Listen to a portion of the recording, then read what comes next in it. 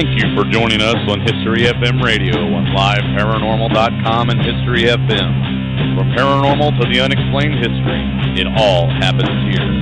Looking to enhance your radio experience? Participate in live interactive chat 24/7 with our radio show hosts and other like-minded people on www.liveparanormal.com, the only interactive social chat room supported by full interactive media. Stop by now and join in on the fun.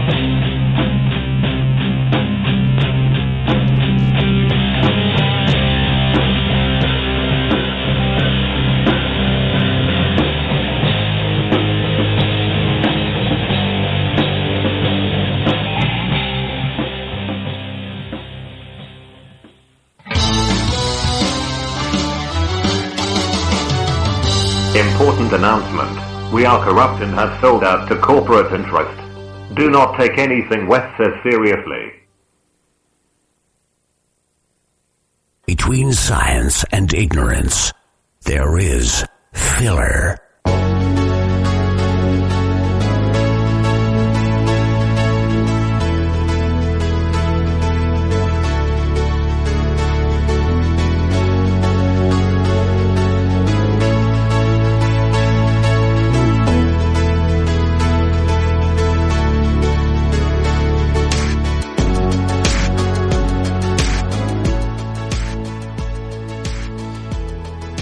Hello, everyone, and welcome to another episode of Paranormal Filler.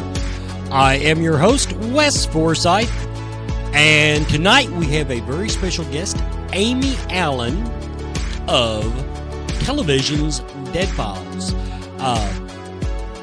I tend to coast in December.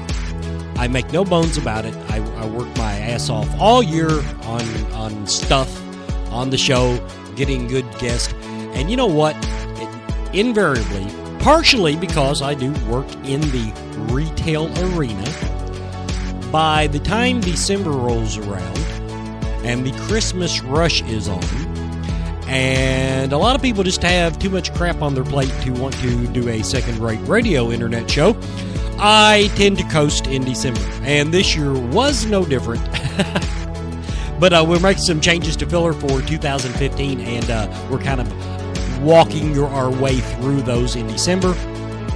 But the neat thing is, I did want to end my year, my successful, tickled to death, peachy, happy year on Paranormal Filler with a really, at least one, top-notch guest. And Amy Allen stepped up and fit the bill. And tell you the truth, she probably doesn't even remember, but I've been trying to get her on since early last year. All right, so but looks like she's already dialed in, so I'm not going to waste too much of your time listening to my frivolity.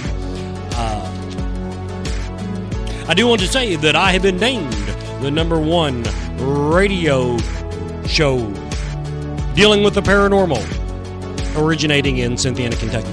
I named myself that because I'm the only radio show. I thought that would be something fun to go with there. Of course, the changes we're making to Filler, my co-host, Jen and Nikki, are moving to the Friday Night Paranormal Icon with me. Pam is no longer going to be with the show. I'm encouraging her. She has a very unique line of questioning, and it's very deep, very thoughtful, very insightful. Unlike me, who flies by the seat of his pants. And I'm encouraging her to develop her own show. Michelle's going to be with me the end of every month, or the fourth Sunday of every month. Anyway, we like taking on paranormal teams together and finding out what makes them tick. So she's been invited to stay on the show just to deal with that type of interview. Paranormal Filler. So I wanted to remind everybody of that. And but otherwise, next week my Nikki Paranormal is. Yeah, that's who my guest is next week. She's my guest. She's my normal co-host. But we're just winding up the year. We're talking about the year in review, as one might say, and looking forward to what we're going to be doing with the show next year. And I do want to go ahead and take a moment to thank my many broadcast partners and affiliates for making the show grow this year like I Well, I did hope for it. I can't say. And people always say that. They say, oh, I could never have hoped for it. Yeah, I could. I was even hoping to draw a check by now. But that being said, I've been very happy with the growth of the show over the last year, and I am looking forward to having that to continue with the help of my broadcast partners and the many affiliates across the internet. So, without further ado, Amy, welcome to the show. Hi, how are you? Just fine. I was a little disappointed at Scarefest. I did not get to meet you in person at Scarefest, but to be perfectly blunt,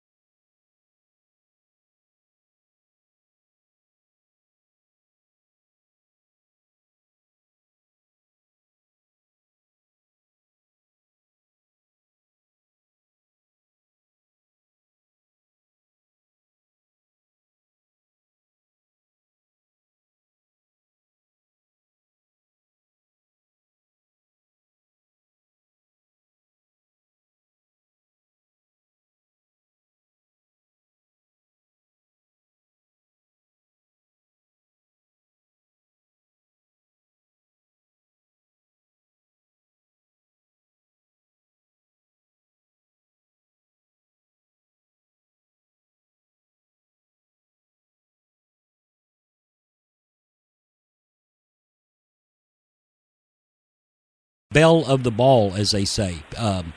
Just people could not wait to meet you, and of course that is greatly due to the success of your television shows. Now I have to tell you, I am a passive fan of the shows, and the reason is they come on too late on Friday nights, and I'm either on the radio or I'm in bed.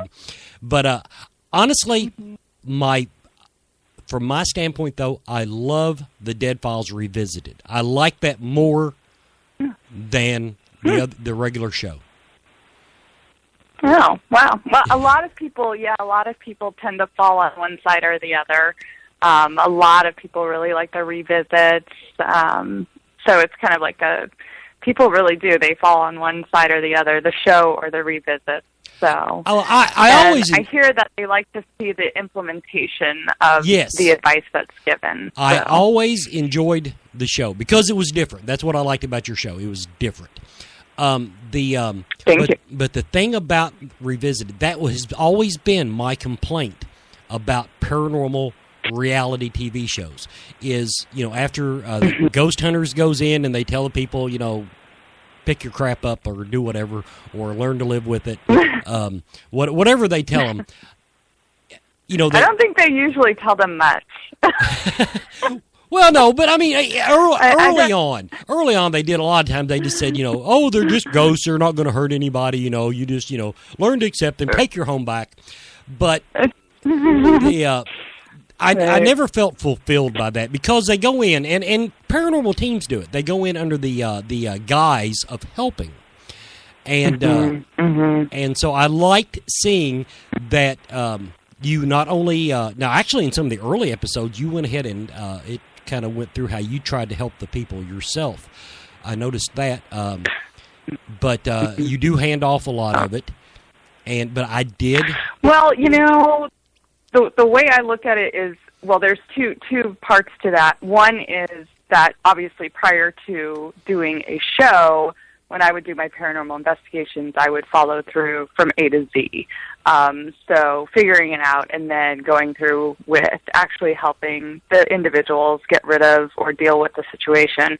Unfortunately, due to the show, I don't have time to actually do it myself. But I've always delegated when necessary. I'm not a demonologist, I'm not a priest, I'm not a shaman, I'm not, these various things that people, are experienced and experts in. And so I do believe in referring out whenever necessary so that people can receive the proper care. Now, how many seasons has the show been on the air so far? Gosh, I think we're in our 5th, filming our 5th. God, that sucks. No, that doesn't suck. What it is, Netflix only has 2 seasons. And now the reason it sucks. Okay, you and I, now this is going to totally throw you for a loop. I guarantee you have not gotten this question or this story on any other radio show you've ever done. We have a mutual friend. Well, actually, okay, he's my friend. He's your acquaintance. And I'm not sure what season it was, but I couldn't find it in season 1 or 2. But in one show, you went into someone's house, and there was other activity going on. But you discovered in, like, their sewing room or some silly place like that, they had this big lumberjack-looking fellow. And you described him. Okay, do you remember what season that was? Gosh, I want to say that was 2nd season. Well, then I looked through second season. I couldn't find it. And was that Georgia, right? Was it in Georgia? Well, I'll have to go back and look. I saw the Georgia episode. I'll have to go back and look through them again. But anyway, what it is, okay, you described him as a protective presence. And you had his picture drawn. Mm-hmm. And that dude is with me, dear. I'm telling you, that is one of my spirit guides. I don't know what he was doing there, but I'm telling you, that was him. And to validate that, I actually had a medium call me one night that was watching reruns of your show, and she said, "Oh, my God, Emerson was on TV." And I knew right away what she was talking about. Emerson? Yes. Oh, wow. Well, there are a lot of... That's so weird that you brought that up, because I just did a case in New Mexico, and there was a guide there that I met who was helping this location and trying to help the people there. And the thing was, I was trying to explain to the producer that there's a lot of guides out there who are in multiple locations at once, and when they're protector guides or motivator guides, they can be, and they've never, they can be in simultaneous places because there is no space or time for them, so they can exist simultaneously throughout. So that's just interesting that you brought that up. Now I'm going to disagree with you on one point. I'm going to disagree with you slightly. I'm not convinced that he can be in multiple places at one time. Now, he can flit around really quick, don't get me wrong. But one night I tried to, the reason I say that, one night I tried to dial him up, and for the first time in my life, I could not contact my spirit guide, one of them. And it threw me. I've never heard of that. It's never happened to me, and I've never heard of it not happening. I mean, I didn't have any great moral issue. It wasn't like I was, it was a life or death situation. And then a week later, one of my psychic friends said, "Did you miss Emerson this week?" And she had she said that he came to her house. She had something going on. She crossed the spirits over, and apparently some of them were partying too hard or something like that. And apparently he came to clean things up. And but he was off the grid. He didn't answer my damn call. Didn't leave no call waiting or nothing. Now, now I'm going to tell you another thing. While we're being frivolous, I'm going to tell you my other complaint about paranormal TV. Okay. When I see a movie star, they're always prettier on screen than they are in person. But now, take this as flirting, but actually I'm too old and too tired to flirt. Every woman I have ever met that has been on paranormal TV is multiple times prettier in person than they are on TV, and you are definitely... Can you explain that? Do they do something really bad with your cameras or something?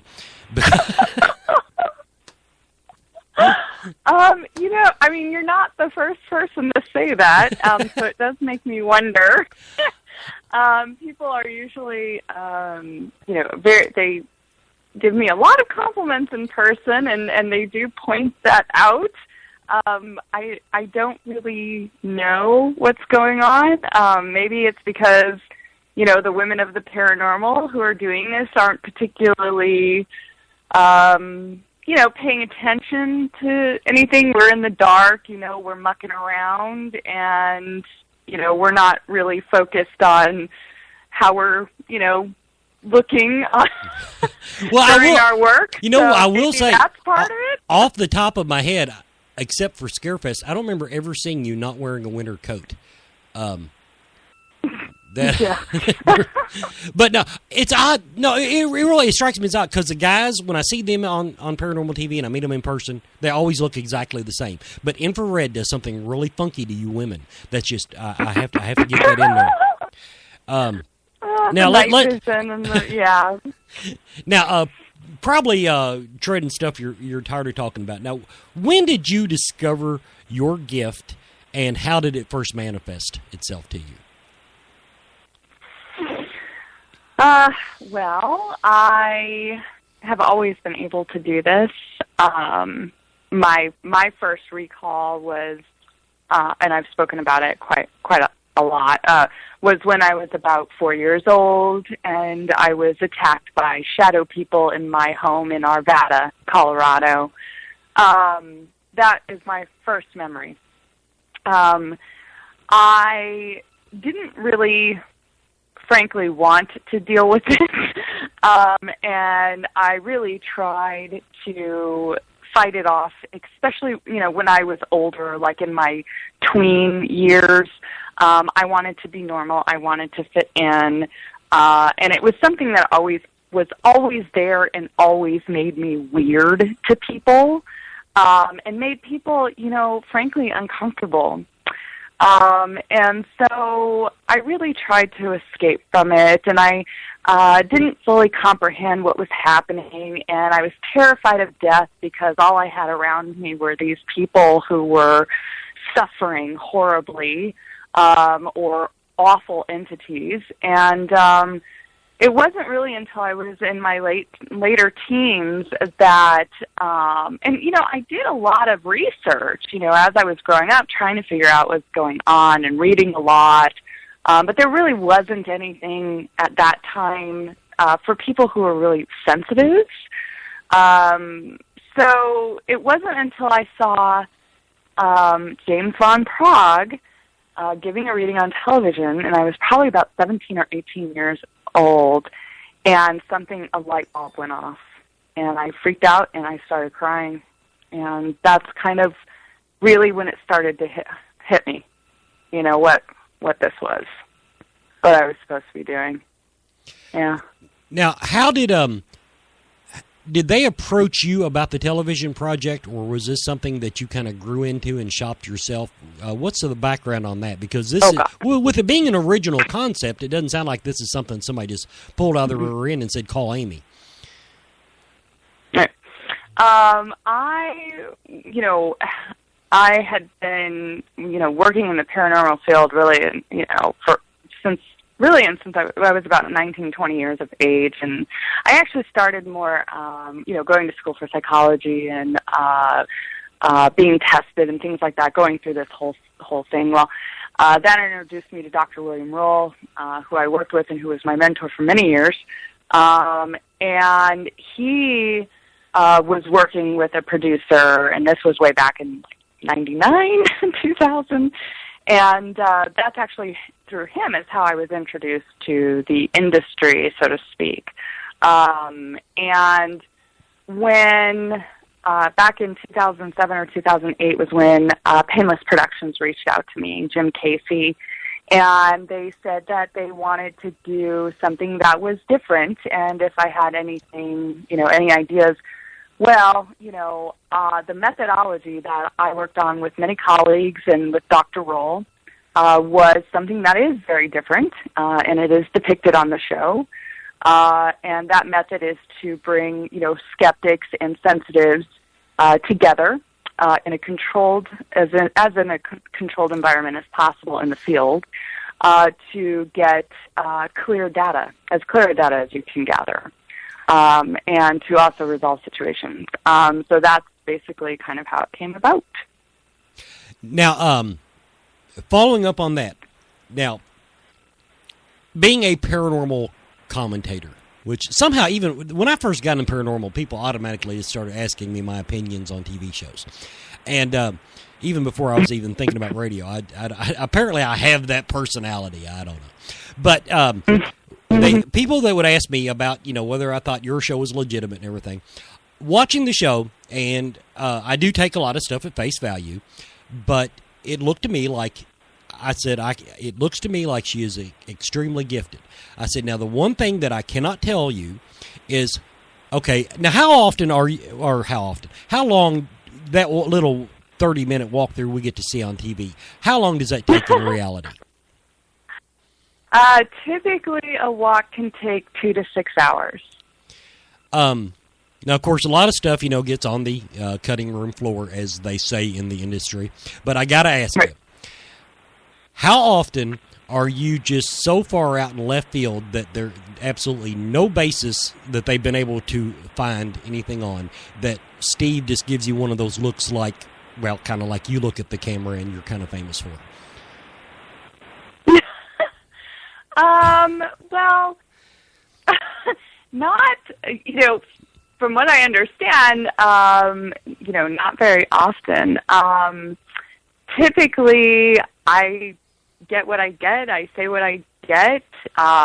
Steve does his research, and, there's been times, and it's been shown plenty on the show of times where, there's this person that I met, and they don't know who's that person. But it's somebody that I encountered. Mm-hmm. So that's happened, and it does happen. And it can be based on so many different factors that could be a possibility for that, as to, who that person is, where they came from, why are they there, why can't we find anything historically relevant on them, things like that. But I don't, I appreciate the fact that the show does show that sometimes not everything lines up all across the board, because that just doesn't happen, period. Well, it makes perfect sense to me. Now, as an aspiring light worker, I'll stick myself in that category. One thing that I kind of worry about, because that's one thing people they ask me to come into their homes and am I crazy? Is there a ghost and whatever? I worry that people like us, that sounds so corny when I say it to somebody famous that's a real medium, but that we attract. Do you worry about attracting activity, even if it's not lingering activity? But I know in my own case, I'm afraid to tell somebody exactly everything that I experience in their home, because I think that sometimes ghosts pop their head in, they see the light, and they say, hey, look at all the cameras and everything, let's see what's going on. And so I wondered if that was something that you kind of calculated in when you did this, that ghost just doesn't belong here. Yeah, that does happen, and we do tell, I'm pretty sure that it's been depicted on the show where, sometimes when I'll open to a large, a large radius. And we do tell the clients, look, there are things that are directly affecting your home, and then there's things that, I'll get outside, things that are happening down the street, because people are showing up. And we do communicate that to the clients that, sometimes there are these dead people that are literally, from a mile away, who are like, hey, look, let's go, we want to talk too. Typically the ones who are the most, I'm not going to say the most important, but the most relevant, typically when I go into the house or the location, they're standing there straight up front, and they're making their cases known firsthand and first and foremost, because they're taking care of their business too, and they know who the dead there know who the outside dead are, and they're telling them, yo, you wait your turn. So typically I'll know, okay, well, this person is, more relevant to this location because they're really pushing forward. They're pushing this other person who's from down the block, and telling them to back up and wait a minute. So, it kind of all gets figured out that way. So there's a whole process to it. But yeah, they totally do show up from, all around the neighborhood. Yes. Now you just took that in a direction that was on my. I actually made notes for questions for you tonight and I never do that. I always just fly by the seat of my pants. But I had some relevant, what I felt was important that I wanted to get in, and one of the things you just kind of touched on, about how the dead say "wait your turn." I was dead first, or however they characterize it. This is a cliche that I've heard so many people spit out, and it sounds like I know what your answer is going to be. But the question is, overall, by and large, in your experience, do the dead know they are dead? No, not necessarily. No. So I've met a lot of dead. I've met a lot of dead people who are very confused and lost. Okay, so in your experience, they're well, but are they? Would you characterize that as being more in denial? In other words, not wanting to accept the fact they're dead, or just totally being oblivious to the fact? Well, you'd have to break it down into percentages. I would say that quite a lot of them are in some really firm denial, but there are a lot who really seem, to me, to be legitimately confused and not understanding that they've died. But I can't go and say, well, this percentage, Right. This percentage of them is in denial, this percentage, doesn't know, this percentage is fully, aware. But there are, it's so broad, and that's the thing, is like it just depends on the person and what they went through and what they were going through at the time of their death as to how they're handling it and how they're experiencing their death. So it's just so broad. Well, I was a little surprised at your answer, and the reason, and of course, a lot of it is that I don't see. I realize I see what's on TV and what you present on TV, so I don't know your full encyclopedia of experience. But so many of the cases that you portray on TV involve a nasty type entity, ghost, whatever you want to call them, that has learned to game the system in one way or another to get things done, to do, and I would think those ghosts would say, hey, this dead thing, it's really kind of cool when it gets right down to it. That was just what I was basing it on. Yeah, there's some out there like that, yeah, for sure. Yeah. I don't like them. I don't tolerate them very, very well. Now, one just as a commentary, one entity that has been a recurring thing, or I don't know how recurring because I don't get to watch the show as often as I want. But I know you've got one show I remember you called it a soul collector. In some other shows, you kind of, I don't know that you use that term, but you kind of describe the same type of entity. Basically, one entity that, for however they learn to feed, for lack of a better word, off of the presence of other souls and don't let them move on somehow. So that's a reoccurring thing. I've seen that since I started doing investigations, especially of like large scale, which we don't really do for the show, but my background was a lot, initially being younger, was large scale investigation. And that was a pretty common thread to have almost an abusive dead person who, has over years learned how to, manipulate the system and learn how to gain strength. And that means by taking energy from various sources, depending on what they have available, whether it be electricity, living people, dead people. And when it gets into them utilizing the other dead, it becomes a really sick and twisted, dysfunctional relationship between all of them, where this thing, or this typically a dead person, is really abusing them and trapping them, and it's all this kind of psychological warfare that goes on, and very destructive and very harmful. So yeah, I was just going to say that in my own experience, of course, a lot of people naturally, anything ghostly, haunted, they automatically, the fear factor kicks in, so they think that they have a demon roaming their house, even if it's their grandmother rearranging dishes. But the on the truly, what I would call the cases that I've worked on that I truly thought were of a dark evil presence, that has been the what I would call the one common, the most reoccurring denominator, if that's even an actual thing, that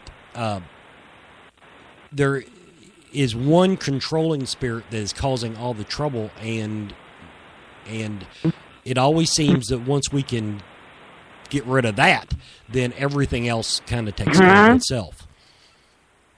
Right.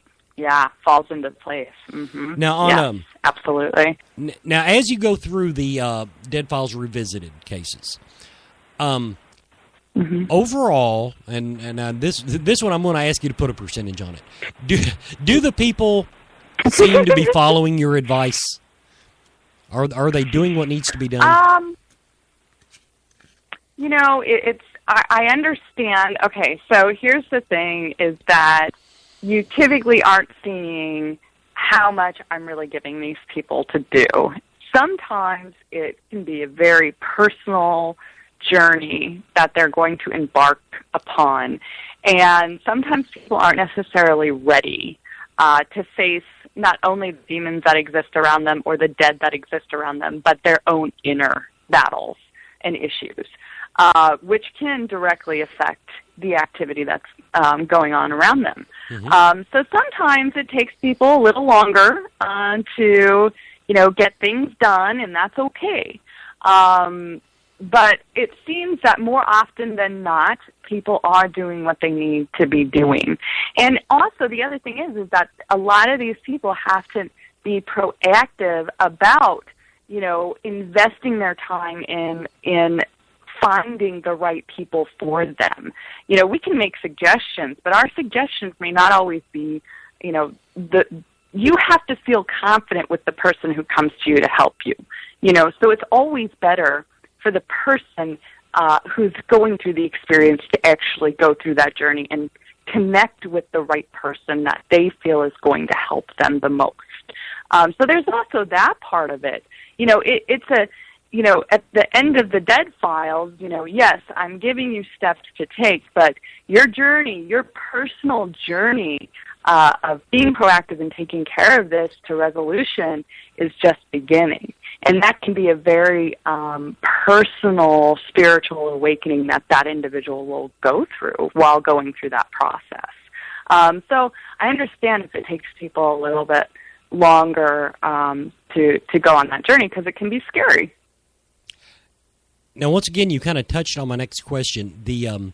How often, or do you notice it very much, where people become, actually, I guess a good word would be codependent on the activity? I know it was like the very first or second episode that aired. The guy that built the table and was playing with the Ouija board, Rubik's Cube, or whatever the hell it was. How often do you encounter people like that just seem, I want to say, addicted to the, if not the activity, the drama from the activity? Yes. That I think you'll agree with me, and I think many other paranormal investigators would agree with me that is something that is a reoccurring theme as well. By doing this kind of work, you're encountering the martyrs, the people who thrive off of the drama and the attention that they're receiving due to these hauntings. And, typically the way to deal with that, and it took me a long time to learn, not to fall into that, taking care of them and holding their hands too much, is to, be firm and say, look, either you're going to help yourself or you're not. And if you're not only going to do harm to yourself, but also to those that you love, your family. And so, really taking a firm approach when you encounter those types of personalities. Because it's pretty frequent. Uh-huh.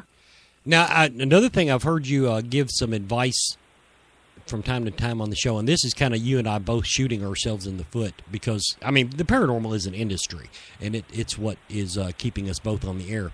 Although at least you have the titillation factor. I'm inside baseball. At least you get to scare people. The people that, how can I put it? Have had paranormal. Do you think paranormal groups going into these people's houses and doing EVP sessions and collecting a bunch of evidence overall is a good or bad thing? Or do you find that it actually just validates the activity, whether it's in the person's mind or it actually makes the ghost say, "Hey, they can hear me," and it makes the activity worse?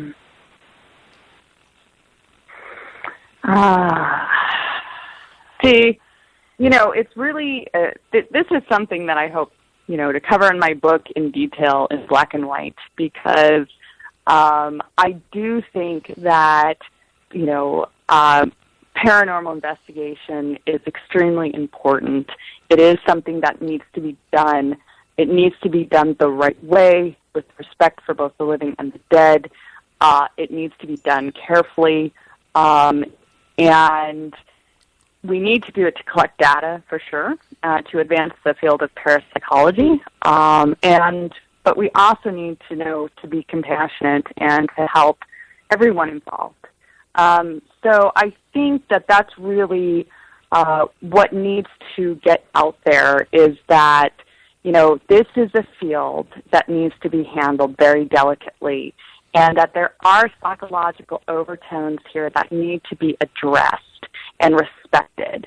And so you have to be careful. And to me, going into a person's private residence and stirring things up on purpose just to get some kind of evidence that hasn't been collected in a scientific manner kind of makes me nervous. For the investigators, it makes me nervous for the people who live there, the living. It makes me nervous for the dead and what they're going through. So I think it needs to be handled with care and respect. Now, one thing you've mentioned on the show, and I've heard you allude to it on the TV show several times, is you do something to open yourself up. Sounds to me like you make a psychic long-distance phone call, because I know on the show you've talked about they're coming to you before you even get out of the car sometimes. Now, so... Yeah, I do it opening. How effective are you at the opposite, the closing part? Do these things bother you from day to day? Do you have stuff follow you home? Or do random ghosts walk up to you on the street and say, "Hey, you're the chick on TV"?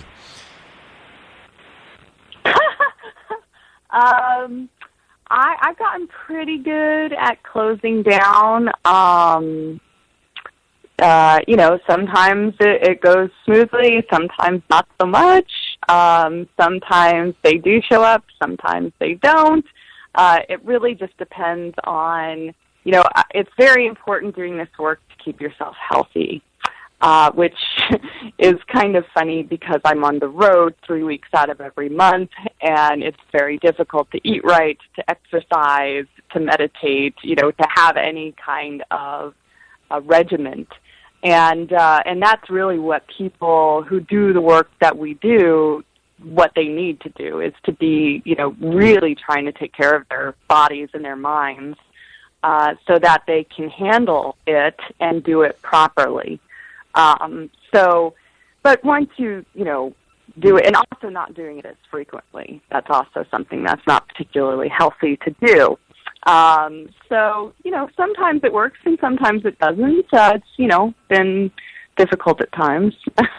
But, well, But, you, yeah. you left me out with the healthy part because I treat my body like the backseat of a rental car. So I'm out on that. Now, when you're in a big venue with a lot, because I'm going to tell you now, one thing I know about Scarefest, for example, you've got a lot of people that come in there with. They've been in the been in the paranormal field. You've got mediums and psychics both in the booths, and a lot of them just walking around. There is some funky energy walking around that place. Do crowds bother you? Do you have trouble with the great unwashed masses, as one might say, especially when you're talking about a Paracon like that? I definitely was happy that I brought all of my little protections with me, things like stones and various other devices that I utilize to kind of enhance, being shut down, so that I can kind of block as much of that as I can. But yeah, in my typical daily life, I'm definitely a hermit. It suits me far more to stay home than to deal with a lot of living or dead energy, because I can find it very draining at times. Yes. I kind of on the same theme, and this will probably tickle you too. I'm surprised more paranormal groups don't try to investigate like places like Walmart, because they're fun. They're so active. It makes sense to me. If the dead tend to linger or want to linger in places that they are most attached to. Would you agree with that? That kind of depends on the person. Well, sometimes they move. They go location to location. They'll go to several different locations. Sometimes they'll simultaneously be in locations. Sometimes they go to locations they've never even been to before. It's ridiculous. So that's hard to say. But the ones who are like cognizant, who kind of have their shit together, they'll go to places that they liked or enjoyed being at. Yes. Well, I just like movies. I've seen dead people watching movies. Things like that. Yeah. The most haunted place I've ever been is a movie theater. I mean, our local theater. I've been to Waverly Hills. I've been to Bobby Mackey's. Our local theater is just off the charts, and I think it's because they really like the stimulus that's involved in a place like that. Now, the reason I ask about Walmart is I know so many people that just, that is their life. They go to Walmart sometimes 2 and 3 times a day, and I'm thinking, okay, when you're dead, this has to be where you're going to end up. Right. I mean, I've been to grocery stores that are active, that I've seen dead people at. So, I mean, it just, it doesn't really... everybody just thinks, oh, spooky place. No, not necessarily. Now, on the same lines... They could be sitting in a seat next to you watching the movie with you. So, along the same lines, in your experience, and I'm kind of on the fence about this. I can see it both ways. What about graveyards, cemeteries? Do you find them to be particularly haunted? No, not at all. Typically, I actually really like graveyards because they're so quiet, and I just really like them. But usually, there's only been a few, really a handful that I've seen some wicked stuff going on, and it's not due to the fact that it's a graveyard, but for instance, there's one in Tucson, Arizona. That's really active because horrible things were done, unfortunately, to the people, to the dead's bodies.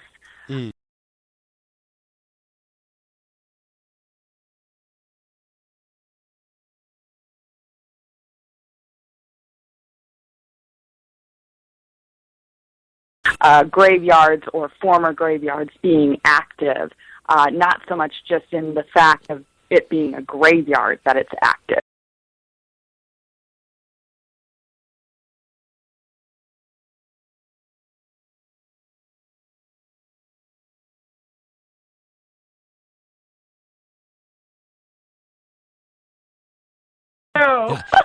I've seen it. I've seen this world. Let's find out. If I might walk right into a train, but one way or the other, if I see a light, don't be But I don't even remember my point now. But well, God, I don't even know where I was going with that. I got so tickled. But anyway, okay. If you're going to stick around in graveyard? Oh, okay. No, I know what it was. We was talking about graveyards. But I still don't know where I was going. But okay, let's talk about the future now. You've got some projects on the line. First of all, I understand you are developing a website, because that is one thing that shocked me, that you don't have a one-stop shop for everything Amy. That I don't? Right. Or yet, at least not that I found. No, yes. I right now I just have my interactive sites, so my Twitter account, which is Amy Allen TDF, and also my public Facebook page, which is, facebook.com Amy APR Allen 2. And that's where I get to talk to everybody and socialize, which I love to do. And they really keep me sane, so it's awesome. I met a lot of friends on there. But right now, I'm just so busy. Like I said, I'm working 3 weeks out of every month on the road, 8 months out of the year. And so what I decided was to finally figure out, what it is I really want to do. And what I want to do is get back to what I was doing pre the show, which is workshops, helping people understand their abilities, testing them, and starting a certification process that's based off of the scientific method, which is very much what I went through with Dr. Roll and other people like that. A lot of people don't know what they have and how to utilize it, and so I want to get back to doing that.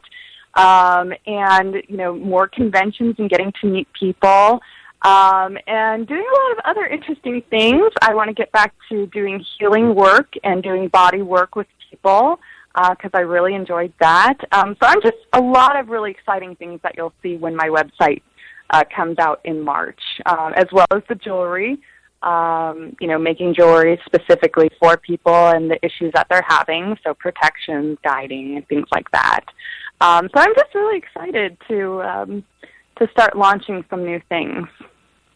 Well, I'm looking forward to the website because I don't know if you pay any attention to my Twitter feed, but my big thing is I love promoting paranormal events. I love and I feel that is my one little contribution to.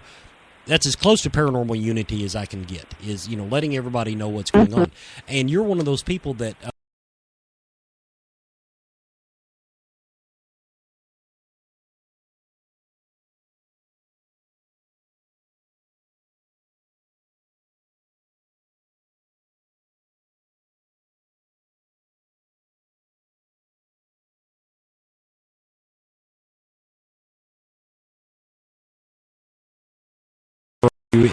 what's our status on 2015? Yeah. Right now, I'm actually in Pittsburgh, and I'm finishing up filming the 13th episode, the 13th case, for this last filming season. So there will be 13 new shows that will air. I believe they're going to start airing in February of 2015. On Travel Channel, and that's, of course, on Saturday nights at 10 o'clock Eastern Time. And right now, we have new revisits that are being aired, so there will be another new one next week, along with all of the repeats until the new shows start airing in February. And then we'll, see where we go from there. There's talks for, another season, and we'll see what happens. Well, good luck with that. Now I've got you for just a couple more minutes. Got your plugs in, so now I can ask you. They went to your seminar, your little talk you gave at Scarefest, and they were surprised to find out, which you actually alluded to about the investigative process earlier. You are a fan of actual equipment-based investigation, something someone might not pick up on just watching the show. Right. Yes. Actually, I'll be re-releasing my methodology in full that Dr. Roll, myself, and other colleagues worked on that kind of, inspired the show. But actually in that methodology and the way that I usually do investigations is that I do, in fact, incorporate technology. I do utilize EMFs, ion detectors, look at geomagnetic activity, and, various other things or experimental devices as well. But the way that I utilize them is extraordinarily boring compared to what I see on television. The way that I, implement those devices is extraordinarily dry. Really I'm looking at, doing, controlled experiments with them, to see, in fact, if they are applicable in the field, first and foremost. I do utilize photographic evidence, EVPs, and things of that nature. Absolutely. I know in my own case, and you kind of talk about the boredom factor of it. That is, of course, right now the hot thing out there everybody's using is the Spirit Box, and I've had some good results because it's a great way to break up 15, 20 minutes of talking to walls all night. But I realized that the reason I'm not drawn to using it is of all the little gadgetry that I have, that's the one piece of equipment that I can't explain to you, at least in basic terms, how it works. Like you mentioned an ion detector. We know what that does. EMF. We understand EMF. But when you get into some of this so-called experimental equipment and even some of the telephone apps that do just amazing things from what I've heard, no one has ever been able to get it across to me, at least in layman's terms, fifth grade terms, what I'm dealing with. How do you feel about those type of items? Well, here's the thing is that, really, even with EMF and ion and, all of these things, people really are jumping the gun. We all need to take a huge step back and really make sure that these items are, in fact, applicable to performing an investigation, because we haven't really even done replicated experiments utilizing these devices for what many people are claiming that they do. What we know really about EMF, electromagnetic fields, is that they induce hallucinations, that they are causing people to hear mumbled voices, to feel presence, these types of things. And